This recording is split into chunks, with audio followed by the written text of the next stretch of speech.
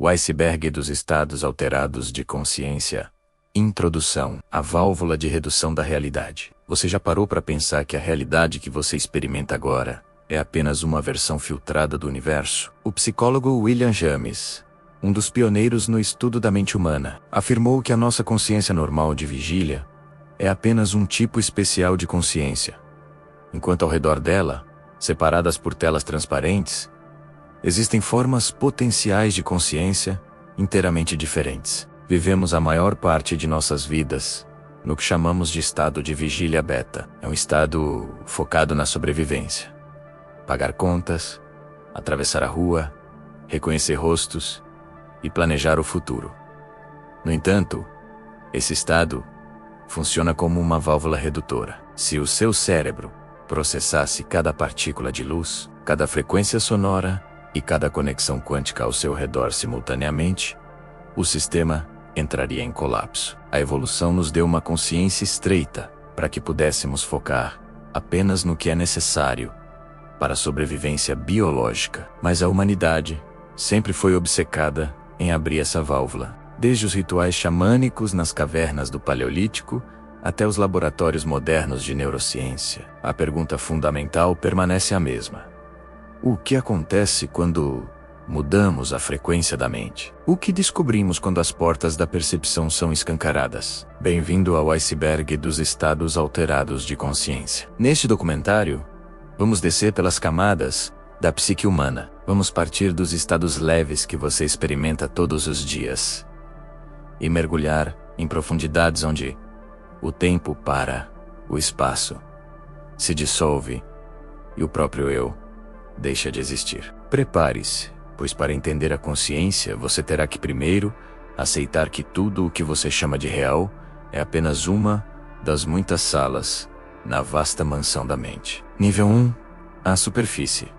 As oscilações do cotidiano. No topo do iceberg, onde a luz da razão ainda brilha com clareza, encontramos estados que a maioria de nós considera normais, mas que já representam um desvio significativo da consciência linear e lógica. O primeiro desses estados é o chamado estado de fluxo, ou flow. Imagine um pianista executando uma peça complexa, um cirurgião em uma operação delicada, ou até mesmo você, imerso em um jogo ou livro. Para quem está no fluxo, o mundo exterior desaparece. O tempo parece dilatar ou comprimir de forma bizarra. Neuroquimicamente, o cérebro desliga a rede de modo padrão, menos a área responsável pela autocrítica e pelo pensamento sobre o passado e o futuro. Você deixa de pensar que é um indivíduo e se torna a própria ação. É a forma mais produtiva de transe, onde o ego silencia para que a performance atinja o que chamamos de estado de graça. Logo abaixo, encontramos o devaneio e o piloto automático. Você certamente já dirigiu e percebeu que chegou ao destino sem se lembrar conscientemente do trajeto. Sua mente viajou. Durante o devaneio, sua consciência entra em um estado autorreferential, onde a criatividade nasce, mas também onde a ansiedade se alimenta. O devaneio prova que nossa mente odeia o agora e busca constantemente realidades alternativas. Ao chegarmos na fronteira do sono, encontramos a hipnagogia e a hipnopompia. Sabe aquele momento exato antes de dormir, onde imagens estranhas começam a piscar diante dos olhos e vozes sem corpo parecem reais? É um estado de ondas cerebrais, teta, onde o pensamento lógico se dissolve em associações livres. Grandes inventores como Thomas Edison usavam esse estado para pescar ideias do subconsciente, segurando bolas de metal nas mãos que, ao caírem quando ele cochilava, o despertavam no momento exato da visão criativa. Por fim, na base desta superfície, reside a paralisia do sono. É um estado alterado, aterrorizante, onde o cérebro acorda. Mas o mecanismo de atonia muscular, que impede você de encenar seus sonhos, permanece ativado. O resultado é a consciência presa em um corpo imóvel. O que torna este estado fascinante para o estudo da consciência é que o cérebro, sob estresse e sem controle motor, projeta imagens de intrusos no quarto. Isso revela como a mente cria narrativas para o medo, Se eu não posso me mexer e sinto perigo, o cérebro fabrica uma ameaça para justificar o sentimento. É o primeiro sinal de que a consciência não apenas observa a realidade, ela a constrói ativamente. Nível 2. Águas rasas.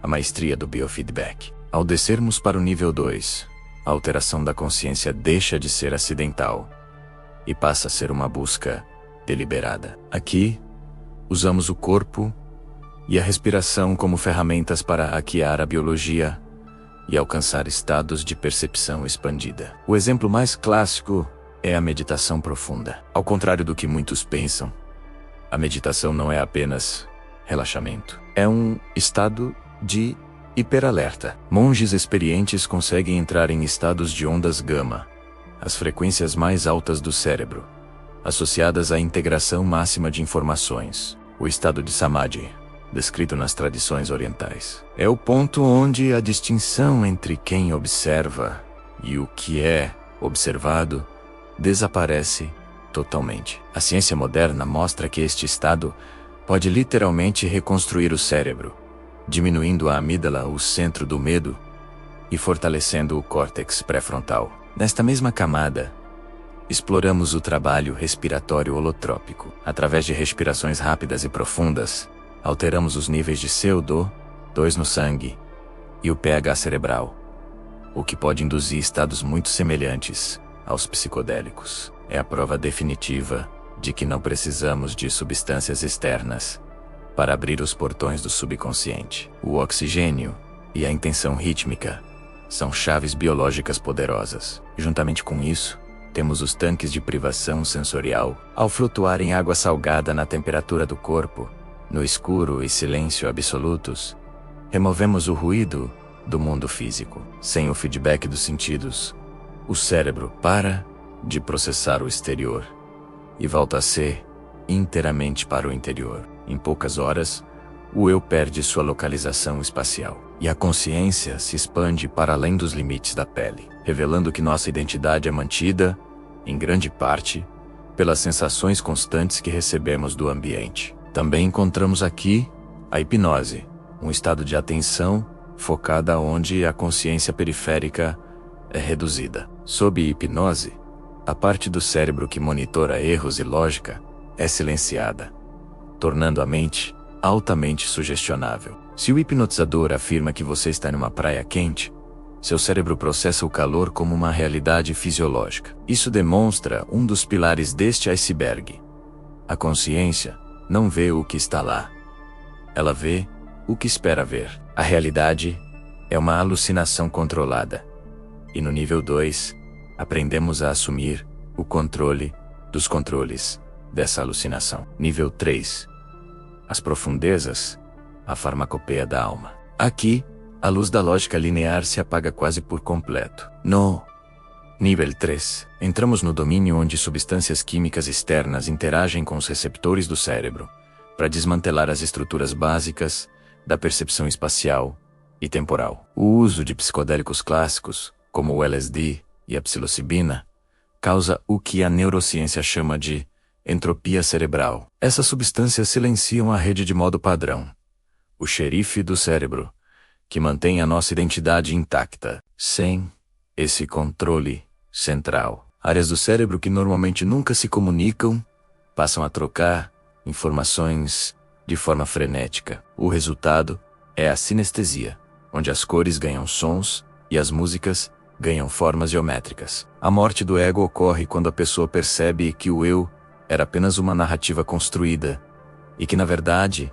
ela é parte de uma teia infinita de conexões. A descida continua com a ayahuasca, a vinha da alma. Este chá amazônico combina o DMT com inibidores que permitem que a experiência dure horas. Diferente de outras substâncias, a ayahuasca frequentemente induz visões de entidades ou professores que parecem possuir uma sabedoria externa. Os usuários relatam enfrentar suas sombras mais profundas e traumas esquecidos, o que levou a ciência moderna a estudar essas substâncias como ferramentas poderosas para tratar depressão e vício. No entanto, o mistério se aprofunda com o DMT puro. Fumado, ele ejeta a consciência para fora do universo físico em segundos. Os relatos de encontros com inteligências não humanas, em dimensões hipergeométricas, são tão consistentes entre pessoas de culturas diferentes que desafiam a explicação puramente biológica. Seria o DMT uma chave química para frequências de realidade que normalmente não sintonizamos? Nesta camada também residem os dissociativos, como a ketamina e a salvia divinorum. Enquanto os psicodélicos expandem a mente, os dissociativos a separam do corpo. Na ketamina, o usuário entra no kahol, um vácuo de consciência pura, onde o corpo físico deixa de existir. Já a sálvia altera a percepção do tempo de forma traumática. 5 minutos no mundo real podem parecer anos em uma dimensão onde o usuário se sente transformado em um objeto inanimado ou parte de uma engrenagem cósmica. O nível 3 nos ensina que a realidade que chamamos de única é apenas uma das muitas configurações possíveis da química cerebral. Nível 4, o abismo. Fenômenos de fronteira no nível 4, a ciência começa a tropeçar na própria linguagem. Estes estados ocorrem geralmente em momentos de crise extrema, onde a biologia parece tocar algo que desafia as leis conhecidas da física. O fenômeno mais estudado aqui é a experiência de quase morte, IQM. Milhares de pessoas declaradas clinicamente mortas relatam padrões idênticos. A saída do corpo físico, a observação da sala de cirurgia do alto, a passagem por um túnel de luz e uma revisão panorâmica da vida. Embora céticos apontem para a liberação de endorfinas em um cérebro moribundo, os relatos de percepção verídica, menos onde o paciente descreve conversas ou objetos em outras salas enquanto estava com o coração parado, sugerem que a consciência pode ser independente do corpo físico. Outro fenômeno abissal é o despertar da Kundalini, uma experiência energética descrita como um choque elétrico que sobe pela coluna, resultando em êxtase avassalador ou desorientação total. No Ocidente, psicólogos como Carl Jung viram nisso um processo de individuação radical. Se o despertar ocorre rápido demais, a mente pode entrar em um estado de psicose mística, onde a linha entre o delírio e a revelação divina se torna invisível. Juntamente com isso, temos o fator do terceiro homem, relatado por exploradores em condições extremas de sobrevivência. Alpinistas isolados frequentemente sentem a presença de uma entidade invisível que os guia e os mantém vivos. Não é uma alucinação comum, mas uma presença sentida que parece possuir uma agência externa. No abismo, também encontramos a dissolução total do ego através de experiências meditativas ou traumáticas. É o estado de vazio fértil, onde não há mais eu para observar a realidade, apenas a consciência existindo sem um objeto. É o que as tradições chamam de nirvana ou satori. É o ponto de não retorno, onde a pessoa percebe que a individualidade foi sempre uma ilusão útil, mas que a base da existência é algo vasto, impessoal e eterno. No nível 4, o iceberg começa a se quebrar, e a distinção entre a mente do observador e o tecido do universo começa a falhar. Nível 5, a singularidade. O problema difícil. Chegamos ao fundo absoluto, onde a consciência deixa de ser um fenômeno a ser estudado e passa a ser reconhecida como a única coisa que realmente existe. O filósofo David Chalmers definiu o problema difícil da consciência. Podemos explicar como o cérebro processa luz e som, mas não podemos explicar por que isso é acompanhado por uma experiência subjetiva. Por que a luz vermelha parece vermelha? Por que não somos apenas robôs processando dados no escuro? A existência da qualia, menos a sensação interna de ser alguém menos, é o mistério que sustenta todo o universo. Neste nível, exploramos o panpsiquismo, a teoria de que a consciência é uma propriedade fundamental da matéria, assim como a massa ou a carga elétrica. Se usarmos a teoria da informação integrada, proposta pelo neurocientista Giulio Tononi, o nível de consciência de um sistema é medido pelo seu coeficiente de integração, representado pela letra grega phi. Phi. A fórmula sugere que phi text, nível de integração de informação, que não pode ser reduzido às partes. Quanto maior o phi, mais acesa é a consciência. Isso implica que a consciência não nasceu com os seres humanos, mas está presente em diferentes graus em tudo o que existe. desde partículas subatômicas até galáxias. A singularidade é a percepção da não-dualidade, ou Advaita. É o estado alterado definitivo, onde percebemos que o iceberg nunca existiu. A separação entre níveis, entre mente e corpo, entre você e o mundo, é uma construção da linguagem e do ego biológico. A consciência não é algo que você tem, é algo que você é. O universo não é algo que está lá fora, mas algo que está acontecendo dentro da consciência. Ao chegarmos ao fim desta viagem, percebemos que todos os estados alterados, da meditação ao DMT, foram apenas tentativas de remover a poeira da lente, para que pudéssemos ver que a tela onde o filme da realidade é projetado é, na verdade, a nossa própria essência. Conclusão: o despertar da válvula, explorar o iceberg dos estados alterados de consciência,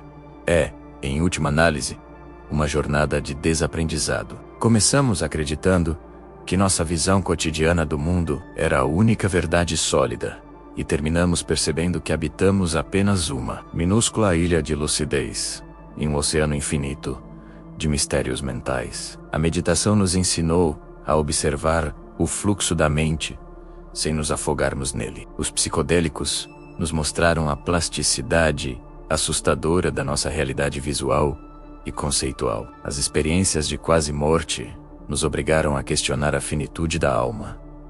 E a filosofia quântica nos levou a flertar com o misticismo mais puro. Não somos seres humanos tendo experiências espirituais ocasionais. Talvez sejamos uma consciência cósmica tendo uma experiência humana temporária, filtrada por um cérebro de primata que tenta desesperadamente dar sentido ao infinito. O iceberg da consciência não termina no fundo do mar. Ele se funde com o próprio oceano. Ao alterarmos nossa consciência, não estamos fugindo da realidade. Estamos, talvez pela primeira vez em nossas vidas, encontrando-a de verdade, sem as amarras da evolução e sem os filtros da necessidade biológica. A válvula agora está aberta. O que você vai deixar entrar a partir de hoje? A próxima vez que você fechar os olhos ou se perder em um devaneio, lembre-se, o universo é muito maior do que aquilo que seus olhos permitem ver. O mistério não está lá fora, nas estrelas ou nas profundezas do espaço. O mistério está aqui, agora, no próprio fato de você ser capaz de ouvir estas palavras e sentir a maravilha de estar vivo. O filme acabou, mas a tela permanece. E você é a tela.